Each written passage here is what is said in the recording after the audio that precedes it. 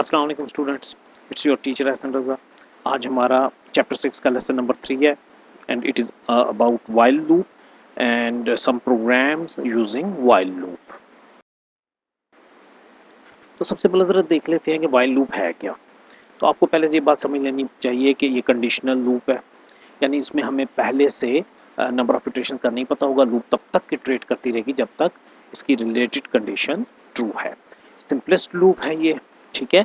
और ये वहाँ पे यूज़ करेंगे जहाँ हमें नंबर ऑफ इटरेशन पहले से नहीं पता। इसको आप काउंटर लूप के तौर पे बहरहाल यूज़ कर सकते हैं। कैसे, थोड़ी देर में हम देखेंगे। इसको प्री टेस्ट लूप भी कहते हैं। वो क्यों कहते हैं वो भी हम अगली थोड़ी देर में अगली स्लाइड में हम इसको डिस्कस कर रहे हैं। इसका ज़रा सिंपल सा जो इसका फ्लो चार्ट है वो देखेंगे। कंडीशन होगी हमारे पास, रिलेशनल एक्सप्रेशन ज़रा या वो ट्रू होगी या फॉल्स। अगर ये ट्रू है तो लूप की बॉडी में लिखी हुई स्टेटमेंट्स एग्जीक्यूट होगी और कंट्रोल वापस, फिर कंडीशन चेक होगी, फिर ट्रू है, फिर स्टेटमेंट्स एग्जीक्यूट होगी। और ये सिलसिला जारी रहेगा कब तक? जब तक कंडीशन फॉल्स नहीं हो जाती। जैसी कंडीशन फॉल्स होगी, लूप जो है बॉडी को एग्जिट करके जो है वो बाहर आ जाएगी और प्रोग्राम का जो बाकी वाला हिस्सा है वो एग्जीक्यूट होगा। इसका ज़रा सिंटेक्स चेक कर लेंगे आप। बड़ा सिंपल सा सिंटेक्स है। वाइल है, कंडीशन है जो कि एक रिलेशनल एक्सप्रेशन होगी, ओपनिंग ब्रेस क्लोजिंग ब्रेस उसकी बॉडी बना रही है और उसके अंदर वो स्टेटमेंट्स है। तो ये स्टेटमेंट्स कब तक एग्जीक्यूट होगी? जब तक ये कंडीशन ट्रू है। कंडीशन रिलेशनल एक्सप्रेशन है that will produce either true or false. Loop iterate until condition prevails, यानी जब तक कंडीशन ट्रू है। जैसे ही कंडीशन फॉल्स होगी लूप जो है टर्मिनेट। लेकिन अगर कंडीशन पहली ही दफा, यानी जैसे कंट्रोल वाइल लूप के अंदर एंटर हुआ और ये पहली ही दफा फॉल्स है, तो लूप एक दफा भी इटरेट नहीं करेगा। इसको प्री टेस्ट क्यों कहते हैं? क्योंकि लूप की बॉडी से पहले ही कंडीशन टेस्ट की जाएगी, इसलिए इसको प्री टेस्ट लूप कहते हैं। अब जरा देखिएगा कि इस एनिमेशन से आपको बताया गया है कि लूप उस वक्त तक इटरेट करती रहेगी जब तक कंडीशन ट्रू है।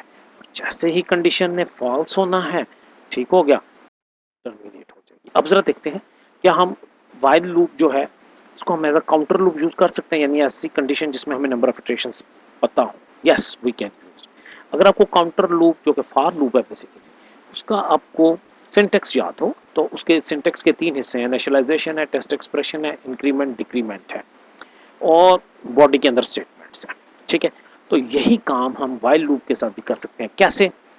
इनिशियलाइजेशन लूप से पहले कर लें, टेस्ट एक्सप्रेशन ये वाइल कंडीशन के अंदर आ जाएगी और इंक्रीमेंट और डिक्रीमेंट बॉडी के अंदर। देखिए 3 हिस्से पूरे हो गए, इनिशियलाइजेशन, टेस्ट एक्सप्रेशन जो कि कंडीशन होती है और इंक्रीमेंट और डिक्रीमेंट, ठीक हो गया। जरा इसकी एग्जांपल चेक कर रहे हैं। देखिए यहाँ पे एक सिंपल सी काउंटर लूप हमने बनाई हुई है। int n is equal to 1, n is lesser equal to 10, n plus 1, n plus plus C out n and l। तो ये पीस ऑफ कोड क्या करेगा? अभी स्क्रीन पर डिस्प्ले करेगा काउंटिंग फ्रॉम 1 to 10, ठीक है। लेकिन यही काम अगर आप वाइल लूप से करना चाहें तो बड़ी आसानी से कर सकते हैं। ये देखिए initialisation in 10 is equal to 1, ये देखें मैंने लूप से पहले ही इनिशियलाइज कर लिया। ये है टेस्ट एक्सप्रेशन, ये हमने वाइल के अंदर कंडीशन लगा दी, n is lesser equal to 10, n is lesser equal to 10।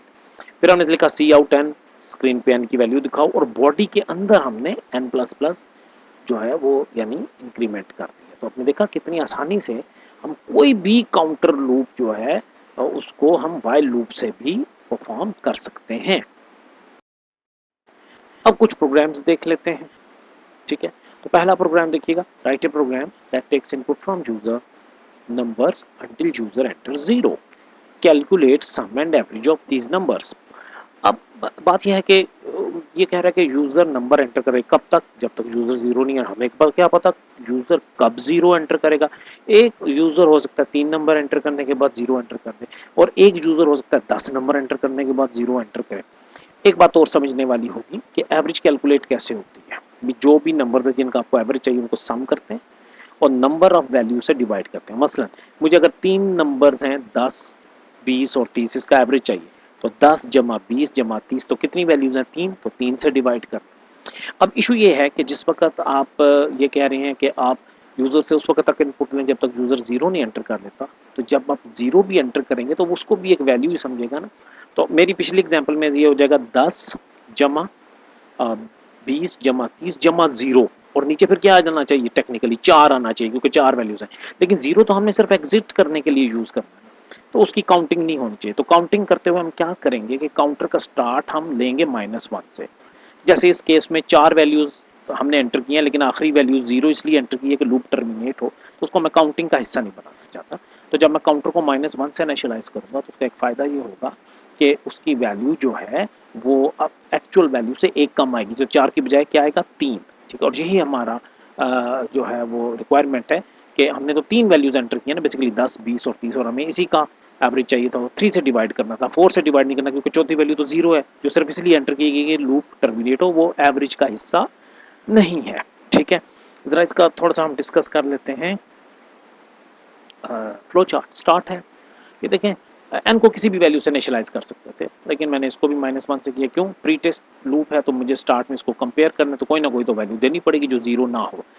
ये इंटेंशनली -1 से इनिशियलाइज किया, जैसे अभी मैंने एक्सप्लेन किया, सम 0 से इनिशियलाइज करेंगे और एवरेज एक वेरिएबल ले लेंगे। अच्छा, ये लूप की कंडीशन है। लूप कब तक इटरेट करें? जब तक n की वैल्यू 0 नहीं हो जाती। While n is not equal to 0, अगर ये ट्रू है और n 0 नहीं है तो हमसे, जो कि इस वक्त n की वैल्यू -1 है, -1 is not equal to 0 true, तो मुझसे नंबर पूछे, नंबर n में स्टोर करेगा, नंबर को सम में ऐड करके सम में असाइन कर देगा, काउंटर की वैल्यू में 1 का इजाफा करेगा, ठीक है। उसके बाद कंट्रोल यहाँ से वापस ऊपर चला जाएगा, ठीक है। ज़ाहिर है मैंने n की अगली वैल्यू एंटर की हुई है, उसको फिर चेक करेगा कि मैंने 0 तो नहीं एंटर कर दिया। अगर मैंने 0 एंटर नहीं किया तो यही प्रोसेस दोबारा, और ये उस वक्त तक लूप चलती रहेगी जब तक मैं 0 नहीं एंटर कर दूंगा। जब मैं 0 एंटर करूंगा, इनपुट n में 0 आ गया, सब में 0 एंटर होगा, कोई फर्क नहीं पड़ेगा, काउंटर की वैल्यू में देखें एक का इजाफा हो गया, ठीक है, राइट। इसलिए हमने काउंटर की वैल्यू स्टार्ट में -1 दी हुई है कि ये जो आखिरी 0 हमने एंटर किया ये जो काउंटिंग में ना आए। यहाँ से कंट्रोल ऊपर गया, 0 is not equal to 0, false, loop terminates. यहाँ पर सम को हमने नंबर ऑफ वैल्यू से डिवाइड किया, एवरेज निकाली, स्क्रीन पे रिजल्ट शो कर दिया। Okay students, let's create the variables. Int n, ये वेरिएबल हमने इसलिए बनाया कि इसमें हम नंबर सेव करेंगे, और एक वेरिएबल हम बना लेते हैं काउंट करने के लिए, ठीक है। और एक वेरिएबल हमने ले लेना है सम के लिए, और क्योंकि मुझे एवरेज चाहिए तो उसके लिए हम डेटा टाइप फ्लोट ले लेते हैं, से ये भी जी। अब हम अपने वेरिएबल्स को इनिशियलाइज कर लेते हैं, n को इनिशियलाइज कर लेते हैं से और c को भी इससे -1 से, एनी वैल्यू, ठीक है। अच्छा, काउंट करते हुए n तो चलो समझ आ रहा है कि हमने, क्योंकि एक वाइल लूप प्री टेस्ट है और उसमें हमने प्री टेस्ट लूप है और हमने उसमें स्टार्ट में अपनी कंडीशन चेक करनी है, तो इसलिए n को कोई सी भी ऐसी वैल्यू देना ज़रूरी थी जो 0 ना हो। ये c को हम क्यों -1 से इनिशियलाइज कर रहे हैं? देखिए c का काम अब बता चुका हूँ मैं आपको, काउंट करना है, ठीक है। तो जब आपने लूप से एग्जिट होने के लिए 0 एंटर करना है, ठीक हो गया, तो हम नहीं चाहते कि एवरेज कैलकुलेट करने के लिए 0 भी वैल्यू काउंट हो, ठीक है। तो इसलिए हम इसका स्टार्ट ही -1 से ले रहे हैं कि लूप जितनी इटरेशंस काउंट करे उसमें से एक माइनस हो जाएगा। मिसाल के तौर पे मैंने 4 नंबरों की एवरेज लेनी है, लेकिन ज़ाहिर है मैंने 0 भी तो एंटर किया, 5वीं एंट्री, तो वो तो काउंटिंग में 5 भी ले लेगा कि आपने 5 नंबर एंटर किए हैं जिसमें 0 शामिल है, लेकिन मैं तो 0 शामिल नहीं करना चाह रहा, ठीक है। मैं तो इसका मतलब मैं अपनी एंट्रीज 4 रखना चाह रहा हूँ, तो इटरेशंस 5 है, 5 में से एक माइनस होगा तो पीछे 4 रह जाएगा, तो सही एवरेज कैलकुलेट हो जाएगी। Okay, now let's start the loop while. अब इसमें कंडीशन लगानी है मुझे, अभी लूप कब तक चले? जब तक n बराबर नहीं है 0 के, while n is not equal to 0। अच्छा, क्या करे? भी आपसे नंबर पूछना चाहिए इसको, C out, enter number, alright, C in variable n, ठीक हो गया। अब सम कर लेते हैं, sum is equal to sum plus n, जो भी नंबर है सम में ऐड हो गए, सम को ही असाइन हो जाएगा। तो जब ये लूप अपनी इटरेशंस कंप्लीट कर लेगी तो जो भी एंट्रीज हमने की हुई होंगी उनका सम वेरिएबल सम में ऐड हो चुका हुआ होगा। अब काउंटिंग करनी है तो सी की वैल्यू में 1 का इजाफा करेंगे, सी प्लस प्लस के लूप से बाहर आ जाइए। और यहाँ पर हमने एवरेज फाइंड करनी है। Average is equal to sum divided by number of value that is stored in variable c as discussed earlier। और अब जनाब हम क्या करने जा रहे हैं, इसको स्क्रीन पर डिस्प्ले करा देते हैं। C out average is equal to avg and l। ठीक है, let's save it, compile it. There is one error. Oh, getch के spelling GETCH। Right, run it। Here we go। Enter any number, say 12, 34, 56, 67। अब मुझे इन numbers का average चाहिए। अब जाहिर है अब हमारा प्रोग्राम कह रहा है कि 0 एंटर करना है आपने एग्जिट करने की। तो मैं जब 0 एंटर करूँगा तो ये तो 5 नंबर्स नहीं हो जाएंगे। इसलिए हमने सी की स्टार्टिंग वैल्यू क्या ली हुई है, -1। क्या है तो ये 5 एंट्रीज हैं, लेकिन मैं इन 4 वैल्यूज़ की एवरेज निकालना चाहता हूँ। सी की वैल्यू फिर जो है मैंने 5 एंट्रीज की हैं तो सी की वैल्यू 4 रह जाएगी। तो मैं 10 एंट्री करूँगा तो सी की वैल्यू 9 रह जाएगी। तो 0 एंटर किया तो देखना मजीद नंबर नहीं पूछेगा बल्कि हमें एवरेज बता देगा। Hope you got the idea. ठीक है, समझ गए आप? अच्छा जी, अब जरा अब नेक्स्ट प्रोग्राम देखते हैं कि नेक्स्ट हमारे पास कौन सा प्रोग्राम है। नेक्स्ट प्रोग्राम देखिएगा।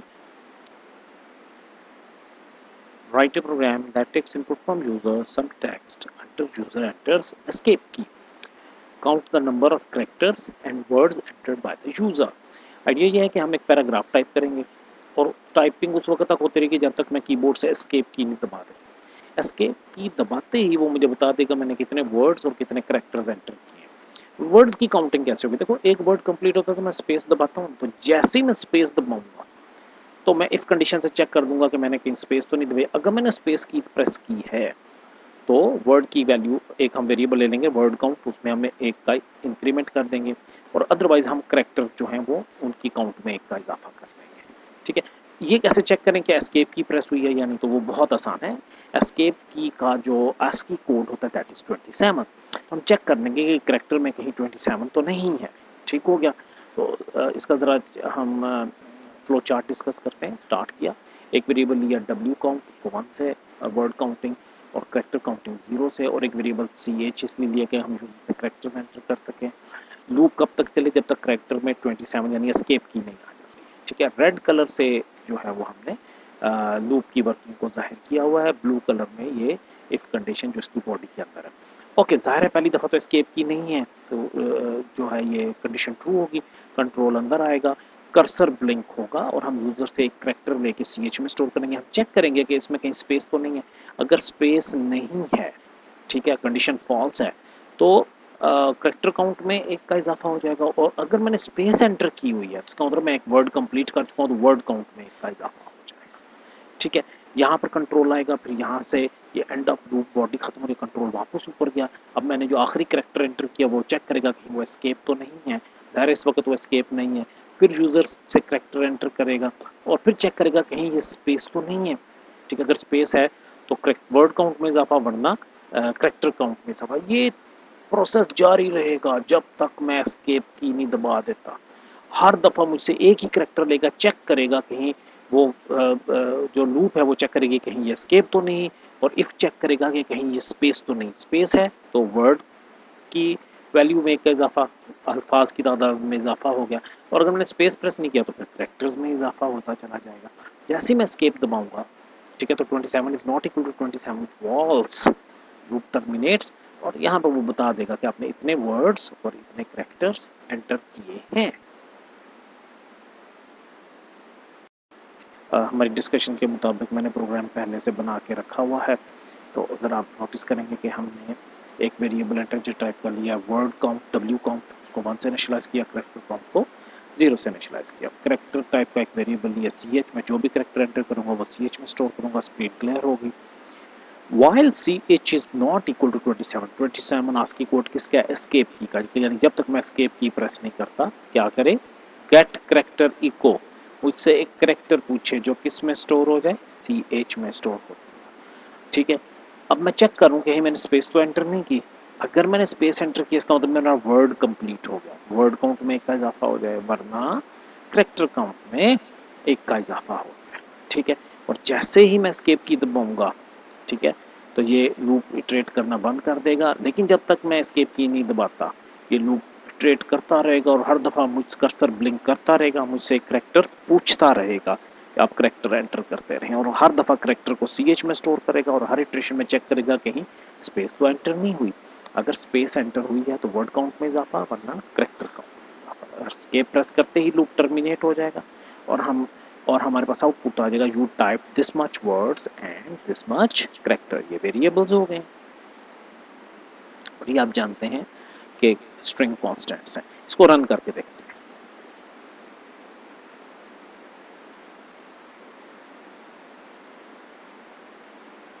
तो कुछ टाइप करते हैं से हाय देयर, और अब एस्केप की दबाने लगा तो जरा देखिए एस्केप की दबाते ही लूप टर्मिनेट हो। यू टाइप 2 वर्ड्स, देखा हाय और there, and 8 characters, 1 2 3 4 5 6 7 8।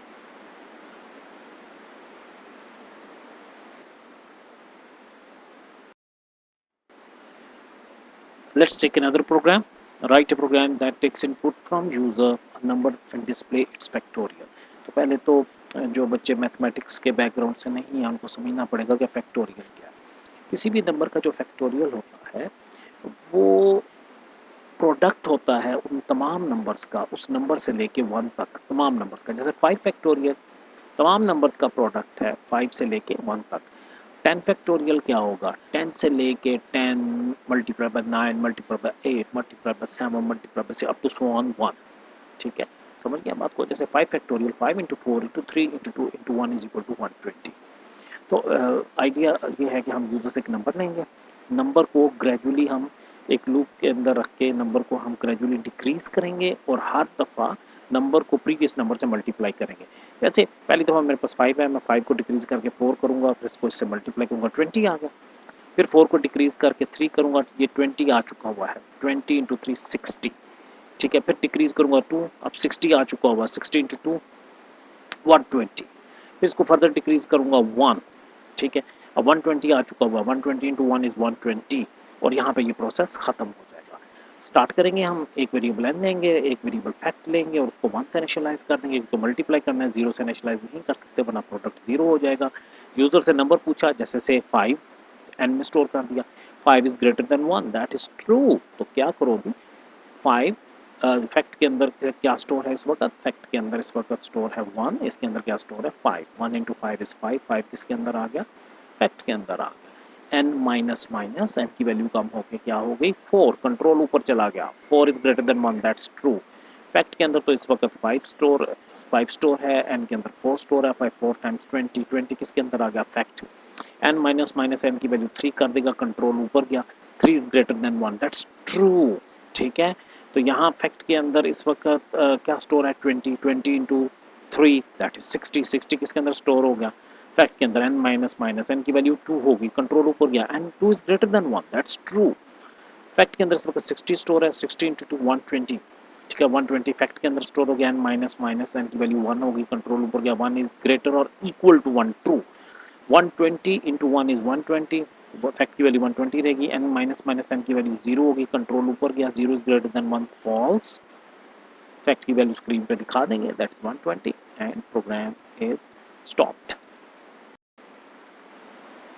Alright, factorial का प्रोग्राम बनाना है और हम एक वेरिएबल लेते हैं इंट n जिसमें हम नंबर स्टोर करेंगे, और long fact is equal to 1। इसकी डेटा टाइप लॉन्ग क्यों रखिए, क्योंकि नंबर मल्टीप्लाई होते हैं ना तो वो बहुत बड़े हो जाते हैं, ठीक है। तो उधर है बड़े नंबर्स को स्टोर करने के लिए बड़ी डेटा टाइप चाहिए, ठीक हो गया। पहले यूजर से पूछते हैं कि नंबर एंटर करें जिसका आपको फैक्टोरियल चाहिए, C out, enter a number, C in N, number N में स्टोर हो गया। अच्छा, अब नंबर तो एन में स्टोर हो गया, अब हमने क्या क्या डिस्कस किया था कि नंबर को मल्टीप्लाई करते चले जाएंगे, पहले नंबर से 1 माइनस करेंगे और फिर हम जो प्रीवियस नंबर होगा उससे, जैसे 5 है तो 5 से 1 लेस करके 4, 4 को 5 से मल्टीप्लाई कर दिया, फिर 4 को फर्दर लेस करेंगे 3, ठीक है, फिर 2, फिर कब तक लेस करते जाएंगे, जब तक 1 नहीं आ जाता, जब तक n की वैल्यू 1 नहीं आ जाती तब तक लूप चलती रहे, while n is greater or equal to 1। तो क्या करें, fact is equal to fact cross m, number को फैक्ट से मल्टीप्लाई करके फैक्ट के अंदर स्टोर करते हैं, ठीक हो गया।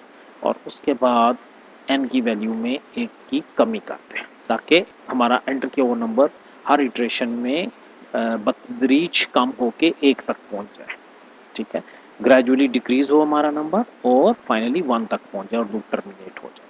लूप से बाहर आके हम लिख देंगे सी आउट, स्क्रीन पर दिखा दो सिंपली, आप लिख दें factorial is equal to fact, लेकिन आप ऐसे भी कर सकते हैं, फैक्टोरियल इज इक्वल टू से n, इसमें फैक्टोरियल का सिंबल डाल देते हैं, इक्वल का निशान डाल देते हैं, इज इक्वल टू क्या लिख देते हैं, फैक्ट और एंटर, ठीक है। पहले मैं इस प्रोग्राम को रन करता हूँ फिर मैं इसको एक्सप्लेन करूँगा। और ज़रा देखिए यहाँ पे मैं नंबर 5 एंटर करता हूँ और 5 का फैक्टोरियल होता है 120, है तो ओ ठीक हो गया हमारा, क्योंकि नंबर ब्रीच कम होकर 0 हो गया था तो इसलिए 0 फैक्टोरियल लिखा हुआ आ रहा है, ठीक है, लॉजिकल एरर। तो इसका मतलब ये हुआ कि अगर आप इस तरीके से आउटपुट चाहते हैं तो आपको एक वेरिएबल और लेना पड़ेगा, से m कह देते हैं उसको, ठीक हो गया। और यूज़र से इनपुट लेने के बाद हम काम क्या करेंगे कि m के हवाले ये नंबर कर देंगे, ठीक है। तो जो भी नंबर मैं एंटर करूँगा, ठीक है, एंटर होने के बाद वो किस में स्टोर हो जाएगा, m में, ठीक है।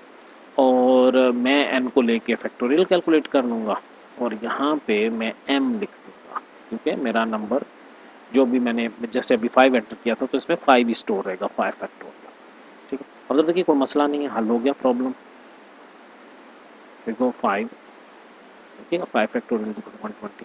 दोबारा रन करते हैं, से 6 फैक्टोरियल इज इक्वल टू 720। अब देखते हैं प्रोग्राम चल कैसे रहा है। इंट दो वेरिएबल अगेन हो रहे हैं, फैक्ट एक लॉन्ग टाइप का वेरिएबल उसमें 1 स्टोर हो गया, एंटर नंबर हमने एंटर किया था नंबर 5, 5 हमने m के हवाले कर दिया, सो m में भी 5 है और सॉरी n में भी 5 स्टोर है, 5 is greater than 1 true, 5 fact के अंदर 1 है, n के अंदर 5 है, 5 इंटू 1 इंटू 5, 5 किसमें स्टोर हो गया, फैक्ट, और n की वैल्यू में एक की कमी होगी यानी n कम होके हो गया 4, कंट्रोल ऊपर गया, 4 इज ग्रेटर देन 1 ट्रू।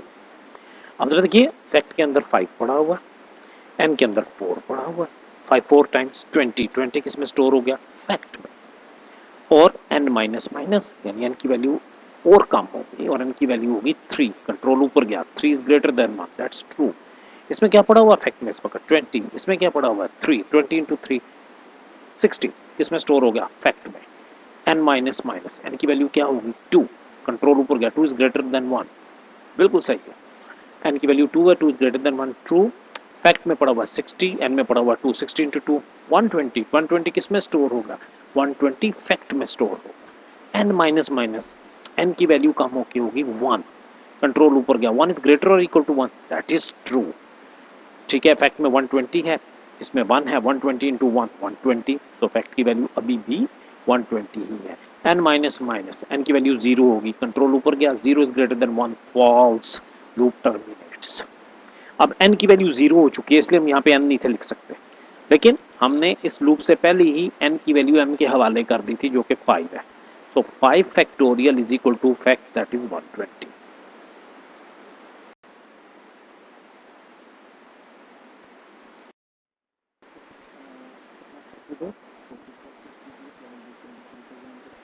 वो भी ट्राई करें, कल इंशाल्लाह नेक्स्ट जो टॉपिक है उस पर बात करेंगे that is do while loop, और एक हम गेम प्रोग्राम भी बनाएंगे उसके साथ। अल्लाह हाफिज़।